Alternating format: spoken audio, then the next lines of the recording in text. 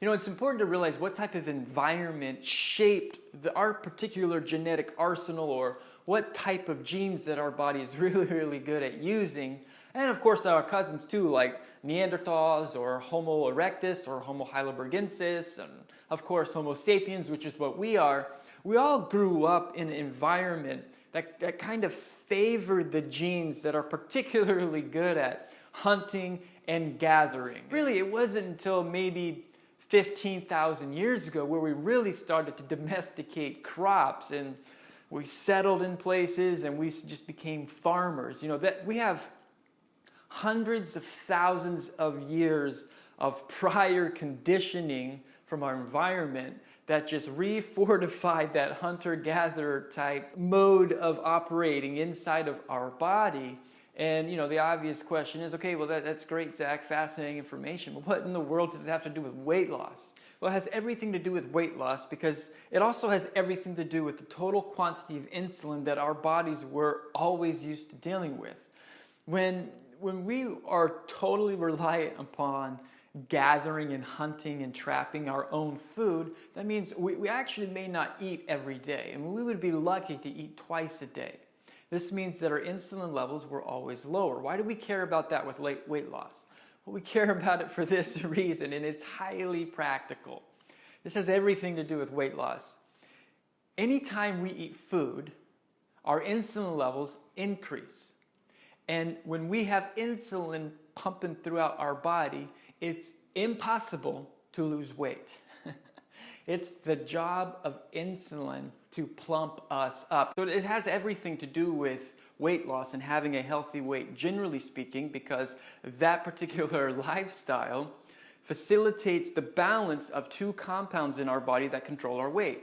Compound number one, insulin, and I think most of us have heard of insulin before, and compound number two, which most of us probably have not heard of before, it's called hormone-sensitive lipase, and it's an enzyme.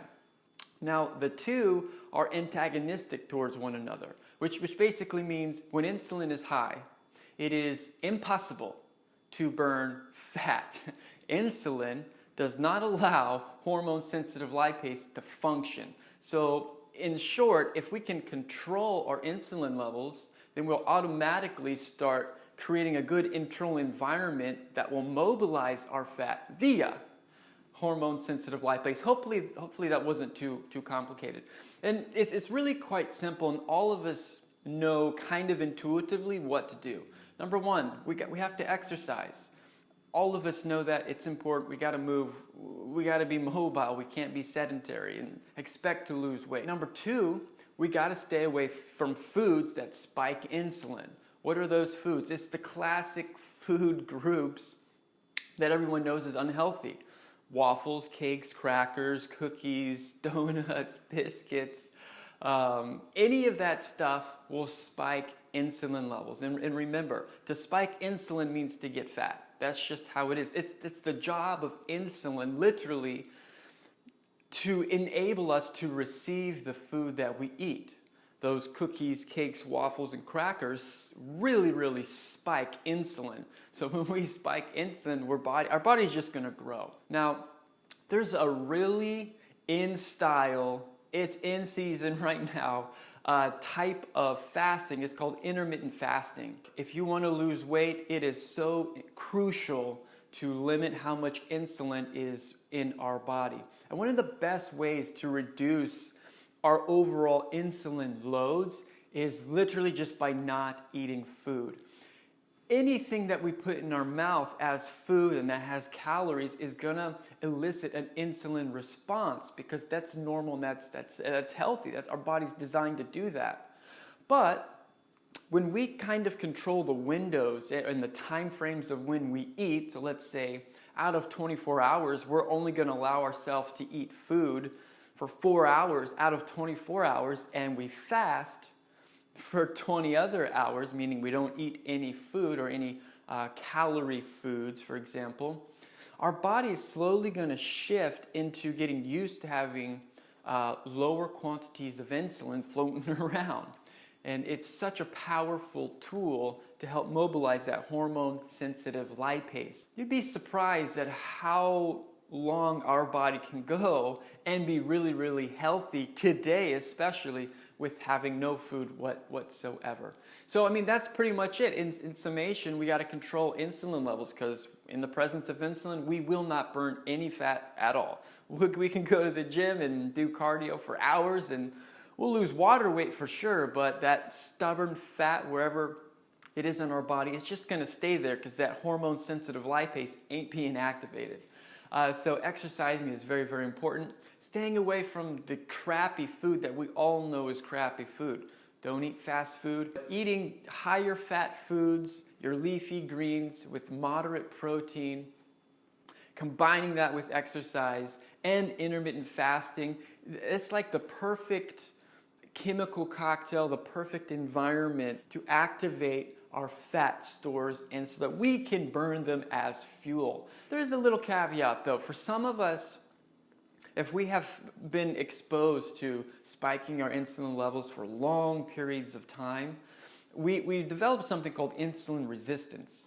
And so our body is just not really responding to a normal level of insulin. It feels the need, the internal desire to just pump out huge quantities of insulin because the rest of our cells are resistant to it. They're not receiving it. Anyway, it's called insulin resistance, and some of us can be greatly helped with a few natural supplements that help increase our body's sensitivity to insulin, which means over time our insulin levels will drop because remember, it's so important to have lower insulin levels to activate that hormone-sensitive lipase enzyme. Now, just really quick, maybe you've heard of these herbs before, maybe not, but they're very, very effective. Chaga and cordyceps mushroom are powerful insulin sensitizing mushrooms. You definitely want to check them out for sure. Shilajit Resin, again, it has excellent insulin sensitizing qualities to it. Pine bark GSE or pycnogenol, maybe you've heard of that one before.